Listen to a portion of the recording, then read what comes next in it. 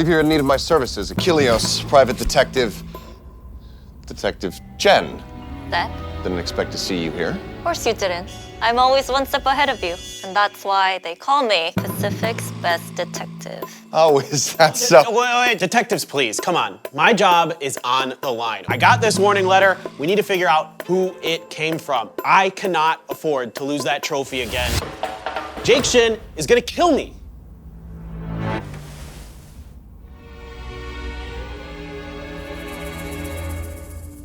Well, Jenn, looks like we'll determine who the best detective in Pacific really is. Yeah, whatever. But first, let's set the stage.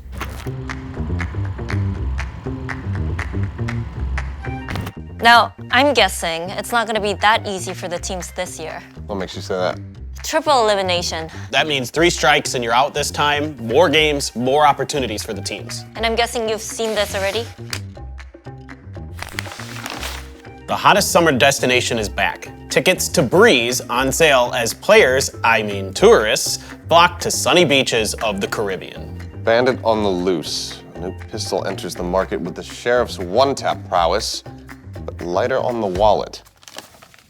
So Breeze is back. I'm curious to see how all of the changes for this map are gonna play out, because there's a lot going on. This is the biggest overhaul that we've seen done to any map across the history of Valorant. It's a little bit easier for defenders. There's less space that you have to rotate between, so that opens up a few opportunities, along with a lot more going on in the map. But let's talk about Bandit. What do you guys think? I think this is going to be abused by so many teams. It's a one-tap headshot gun, so that means out in the open, it is extremely scary, and with the talent that these players have, they're gonna put it to good use, no doubt about it. Now, there's something else. Confirmed that map vetoes will be decided via skirmish. Oh. Coin flip is out, and 1v1s are in to determine draft order. This is gonna be very different. Can the teams pick anybody? Yeah, so it seems like teams will be able to elect which player they're gonna be sending up, which anticipate that's just gonna be your top fragger. So your maze, your some things, etc. Sent to the fold to just try to determine whether or not you can, get that choice of team A or B. It could blow this case wide open. Are you ready to see more? Yeah, let's get to work. Whichever team's gonna look to steal the trophy has strong motive. It's likely taken trophies before. Well, this team would be top of my list for suspects. They won a couple trophies last year, not just taking one from Pacific, but one internationally as well. They've always been at the top of the table, aside from a minor dip at the start of the previous year. But this is a very scary team and always has been and will continue to be so. What about their bandit play? How do we think that's going to affect them? They were monsters with the sheriff already. I think this is going to be a very terrifying team. It'll also alleviate some of the stress on Alex because they won't be trolling their economy as hard if they lean into the bandit and just go for a full purchase there. The train will never stop, but your info is outdated. How so? Secrets out. Oh, Envy. This is maybe the biggest pickup, I think, of the offseason. Envy has always been such a dominant player. He's always had phenomenal impact for the games when he was playing on Team Secret. He has great util, great patience. He adds extra depth to this team, and he seemed to fit in immediately with them during the offseason. The firepower, top to bottom on Paper Rex, is unparalleled. I think everybody should be shaking their boots. Top suspect for me. Top suspect. Absolutely. I think we're onto something here, so let's go ahead and follow that thread and look at another team that has taken a trophy before. They want to prove that last year's trophy was not a fluke. Let's see. Won Stage 1, made it to Masters Toronto, made it to Valorant Champions 2025. Seems good enough. Surprisingly, no real changes for this team. The team sticking together and now having that experience on a global stage will hopefully set them up for more success in 2026 because they still have such incredible players. I mean, Jemkin continues to be one of the best in the world. Arguably the best player in Pacific. I mean, if you look at all the metrics, all the stats, this guy is constantly topping the charts. So Jemkin, absolutely a threat no matter what. The good news is you seem to have a solid IGL with Crazy Guy. He comes in, you win a trophy. Everybody else looks really solid behind his calling. If they continue to play well under Ewok's tutelage, Ewok? That's old news. Look what I got in the mail. Hey coach. Hey coach. I think we pretty much handled everything now, but I have some notes I want to share about the players. First, Monyet needs to get his belly rubbed counterclockwise to the beat of Making Waves. And for Crazy Guy, you have to make sure his haircut is exactly the same as 10 years ago. Got it. I'm taking notes now. Okay, and the most important thing, Jemkin needs to have his weekly stakes, otherwise he'll just run it down. I got it. I can make it happen. So this is the new guy. Yeah. Goodbye Ewok and hello Jovi. He seems like such a nice guy. I just can't imagine him being the one that is gonna steal the trophy. I haven't really seen Jovi in this position, at least not in Pacific. Was an assistant coach last year alongside Frost, but now is taking up the mantle of head coach with the Warbirds as his assistant. The biggest challenge is gonna be mental, just getting them to those big moments, winning those trophies, getting to the internationals, and doing well there too. But do we really see RQ abusing Bandit? I think that there certainly are players that are going to do so, and Xfero is probably the number one in my mind. We've seen what he's capable of doing with a Sheriff, and if Monyette's going to continue sliding around on Neon, yeah, hell, why not? So where are we feeling about RRQ? Likely suspect? I lean towards likely suspect. Yeah, likely suspect. I think given that the team is the same, they've lifted a trophy before, they made it to 2 out of 3 internationals, we have to put them as a likely Okay. suspect. Let's talk about a team that won a trophy last year in Pacific. They won kickoff, DRX. Some questions about this team, but guys, come on. Could this face steal a trophy? You're underestimating his sneakiness because think about how many rounds this guy has stolen. Yeah, I mean, some ups and downs last year, like a lot of our teams, but really ended on an amazing high note, getting third at Champions. That's incredible. And you're bringing in a new superstar in Hyunmin, who has really taken over as one of the best duelists, kind of one of those players that pioneered the Waylay sort of style that really took over at the end of last year. I'm just kind of surprised to see DRX getting through an offseason without making any changes. Hello? Flashback is gone. Hermes is in. Okay. There's a name we haven't heard in a while. He's been around for a very long time and has always been, a strong player, but has never really been given an opportunity like this before. So this is incredibly interesting to hear. He can fill the role of Flashback for the most part, plays a lot of Yoru in particular. So as far as a one-to-one in that regard goes, I think that should be covered. So DRX, top suspect? On the edge, I think maybe we need a little more investigation though. Okay. More investigation needed. I want to look at one of the teams that has arguably one of the best IGLs in Pacific. So I'm thinking these guys right here, maybe a little Gen G action. Munchkin? Get with the program, old man. What? That was ages ago. He is now on T1. Munchkin leaving Gen G, where he was able to find the first trophy for Pacific, and now joining and effectively creating a super team is a very exciting prospect. Another team that's just stacked with talent. I mean, you have so many options with duelists between Buzz and Izu, both being able to kind of flex around. Stax being freed up now, potentially, to kind of just play his info initiator role a little bit more freely now that he doesn't have to IGL. And Meteor, when he is at his best, he is arguably one of the best in the world. This has got to be a team that is on everybody's radar. I think that the news of DH being dropped down to the Academy roster obviously, struck a chord with some people because DH looked incredibly strong for them, being a rookie. I think he had a very admirable performance, but when Munchkin's on the table, you can't really blame T1 for snatching him up. Any other changes we should know about here, Jen? Well, here's the thing. Autumn is gone. Now KDG has taken over. His coaching on the Academy team, Fantastic. though, incredible. The only team that was able to take down SLT Songnam before their run at Ascension and qualifying into Pacific for this year, it feels like he's very much finding a stride in Valorant that he wasn't able to find in other titles. I think that this is a pretty clear-cut decision, but T1, likely suspect, all in agreement? Yeah, likely suspect. Take him with you. No Munchkin now.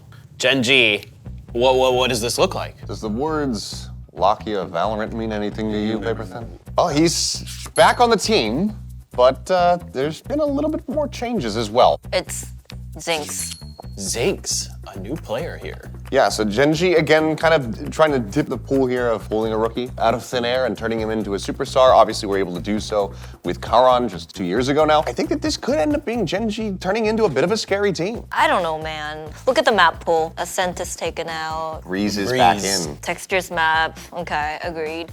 Genji were globally the strongest team on Breeze the year that they were able to, lift their first international trophy. I think with that coming back in, Lakia was there a part of it, Texture was a part of that. Core is still there. They have a solid understanding of the map overall. This could still be a very big boon for them once again. Okay, Genji.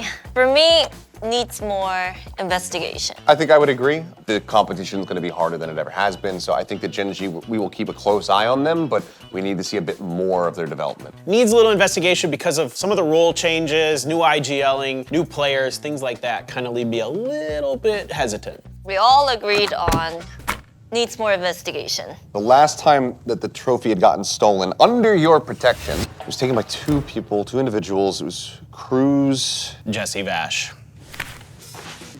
What is he doing in there? 10-10 on Secret?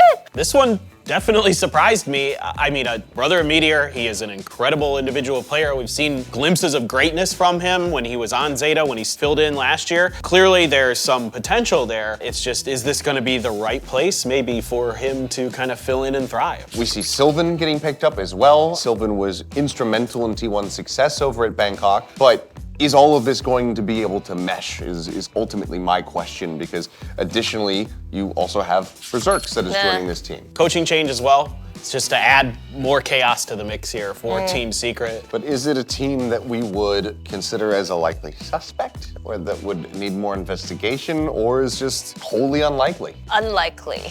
I could go either way. I think that there's just too many changes that are happening all at once. I'm gonna have to go with unlikely.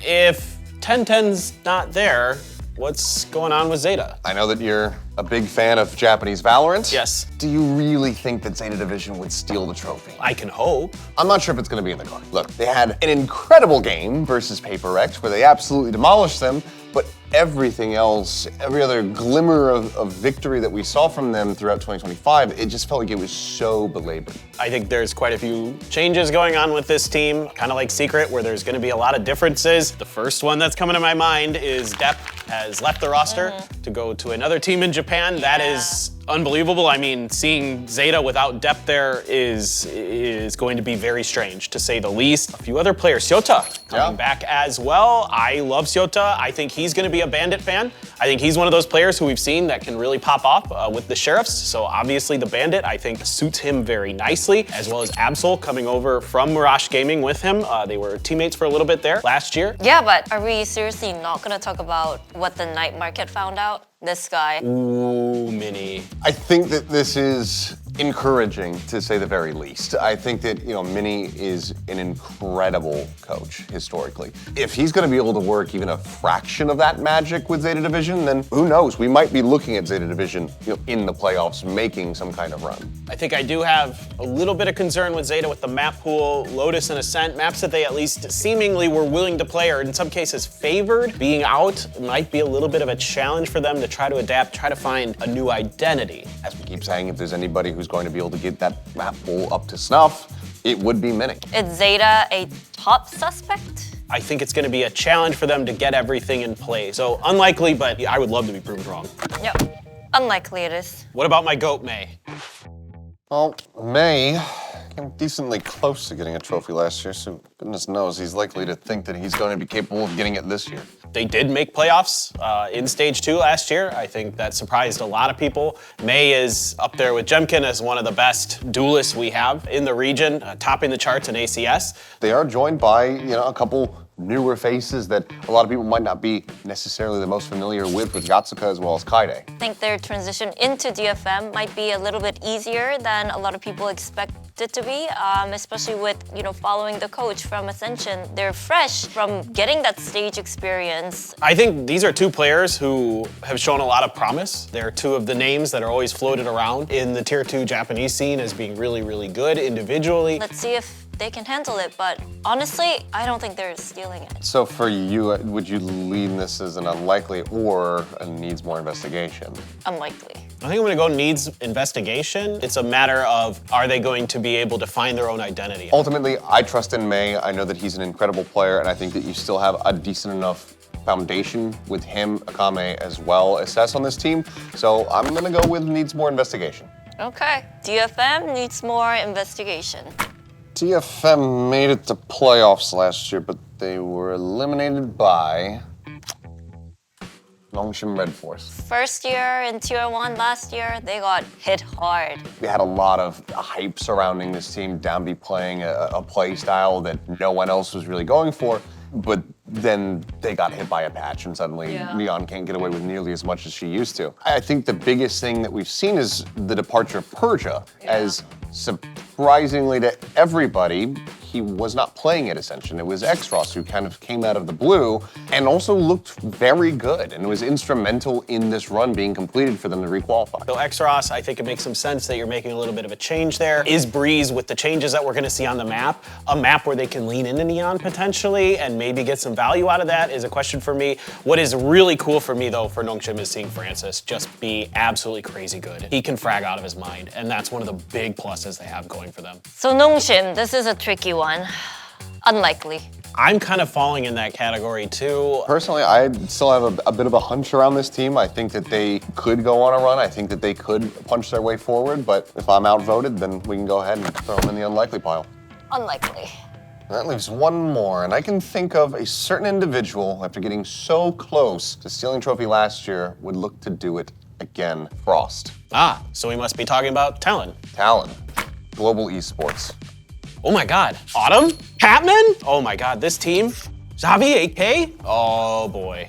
Frost has been hanging out with this new roster. Frost actually put a lot and invested a lot into putting this roster together, and I think he can do it. This team has never managed to make it to a playoffs before, which sounds crazy because they've been very close several times. It feels like this could finally be the time for them to kind of break that barrier. I mean, you've got Patman joining this team. This guy has lifted a trophy with PaperX in Toronto. You've got Autumn, who has an immense amount of experience over in China playing at FDX, and he has global experience. Yonatan and Crystal, who were two of the strongest players for this team last year, if not the strongest players. Like, this team is gonna pull rabbits out of the hat at times. They're gonna win rounds they shouldn't, and those are the signs of a team that is going to be doing damage, probably making decent runs. How much damage? Damage enough to be the top suspect? I want to see how it all gets fleshed out, so for me, it's going to be needs more investigation. I'm also on needs more investigation, but I'm so close to leaning to contender. Global esports,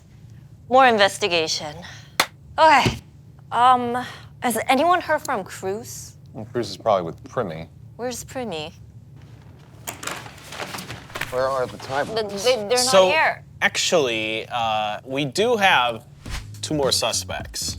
Full Sense and Beryl. I love when you withhold information. Give me that. Oh, I know these guys. SLT. Well, I think this is obviously very exciting. Beryl, long-term Japanese org, scooping up the SLT Songnam players after their Ascension run, which was flawless. They looked incredible. I think better than I could have anticipated. This is a team that, widely has a lot of new faces on it. They just kind of exploded onto the scene and took Ascension by storm. Yeah, I mean, I think it caught a lot of us off guard. We knew they'd be good. That was not something that wasn't expected. It was the way that they did it. They're mostly a lot of really young players, all under the age of 21, under 20. They love to just get in your face and let you know how the match is going. So for me, this is an exciting team to have in Pacific because I can't wait to see some of their antics on stage, frankly. This is another team that could potentially be Bandit Nightmares. Like if they're able to work that into the equation, no doubt that they can put that gun to good use. For me, I'm leaning more towards needs more investigation. So I'm willing to put them into the middle category here. Yeah, I just don't know how strong their mental can be. It's good when you're winning. It's nice to have a lot of confidence, but once you lose and you keep losing, can you bounce back? Or is that gonna destroy you? Time will tell. Just nothing makes sense, and we're down to full sense. Okay, so full sense. Leviathan, Jet Boys kill Primi, Ty, Cruz takes over as coach. Yeah? Love to see that. Cruz is shifting away from playing, which heartbreaking in its own right, but I'm very excited to see what he's going to be able to accomplish as the head coach. This is a very big pivot. Now he's kind of taking the reins for this team and doesn't have to worry about translating anything into Thai. Yeah, good point, because he always wanted a full Thai roster ever since the beginning of the franchise. And then now he's coaching a full Thai roster. I'm almost in the top suspects category for this team. Really? I'm very close to putting them in there. No, I can be convinced to go down to, needs more investigation. I think there's just so much potential in this team. I would say needs more investigation. Same for me. For kickoff, more investigation.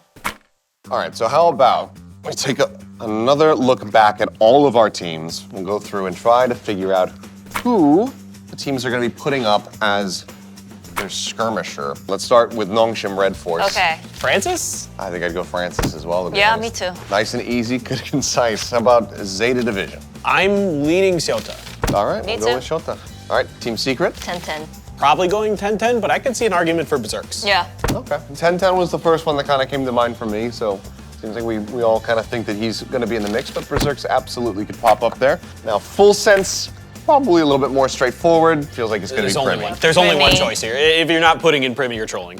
Paper X. This is a team where I think you could pretty much send anybody and feel pretty good about your chances, but I would probably go with something in this Oh, me too. Oh, I actually wouldn't. I'd either go Jing or Devi. And why is that? Jing is really, really strong. As good as something is, you know, if it's Ghost, then sure, something. But if you're going like rifles or sheriffs or something, then I'm gonna go Jing, maybe even Devi. So we've got something, Jing, or... I think Devi could, yeah. All right. May. DFM, May. May. Moving on. Texture. Texture. Global Esports. This one, I'm gonna go with Crystal. I could see a good argument for Crystal here. The guy is just so sharp. New Blood, Beryl. Zuna. Shuna. I thought maybe there was going to be a shot for Zexy. He's good too. Yeah, but He's really, Shuna, really good. Shuna. When it matters. Okay. I think Zuna. T1. I think Meteor, but I could see a good argument for Izu. I was actually going to go with Izu. Here's the thing though, when it comes to the Korean teams and the Korean players, the older ones do not do anything. It's always the younger ones taking care. That's very true. High possibility that we see Izu. Izu. I'd just be Izu every single time. All right, down to the final two. DRX. Hyunmin. Hyunmin? Okay. And then our last team, RRQ. Jemkin. So now we've got everything sorted and assessed. Shall we get these up onto the board and figure out who our prime suspect is?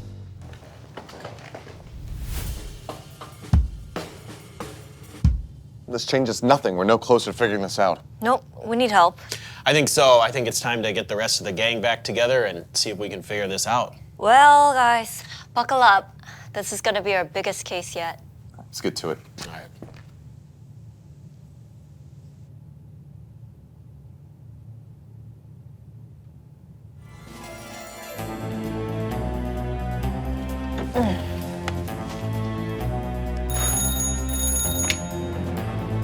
It's me.